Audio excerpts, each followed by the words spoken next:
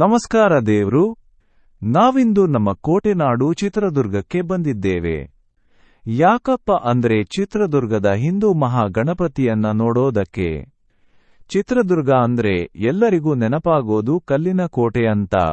ಆದ್ರೆ ಕಳೆದ 16 ವರ್ಷಗಳಿಂದ ಇಡೀ ದೇಶದ ಗಮನ ಸೆಳೆಯುತ್ತಿರುವುದು ಕೋಟೆನಾಡಿನ ಹಿಂದೂ ಮಹಾಗಣಪತಿಯ ಬೃಹತ್ ಶೋಭಾಯಾತ್ರೆ. ಬೃಹತ್ ಗಣೇಶನ ಶೋಭಾಯಾತ್ರೆ ಎಂದಾಗ ಮುಂಬೈ ನೆನಪಾಗುವುದು ಸಹಜ. ಆದರೆ ಕರ್ನಾಟಕದಲ್ಲಿ ಮುಂಬೈ ಗಣೇಶ ಶೋಭಾಯಾತ್ರೆಗಳನ್ನು ಮೀರಿಸುವಂತಹ ಗಣೇಶೋತ್ಸವ ನಡೆಯುವುದು ನಮ್ಮ ಚಿತ್ರದುರ್ಗದಲ್ಲಿ. ಏಷ್ಯಾದಲ್ಲಿಯೇ 2ನೇ ಅತಿದೊಡ್ಡ ಗಣೇಶನ ಶೋಭಾಯಾತ್ರೆ ನಡೆಯೋದು ಕೋಟೆನಾಡು ಚಿತ್ರದುರ್ಗದಲ್ಲಿ. ಈ ಯಾತ್ರೆ ರಾಜ್ಯದಲ್ಲಿಯೇ ಹೆಸರುವಾಸಿಯಾಗಿದೆ.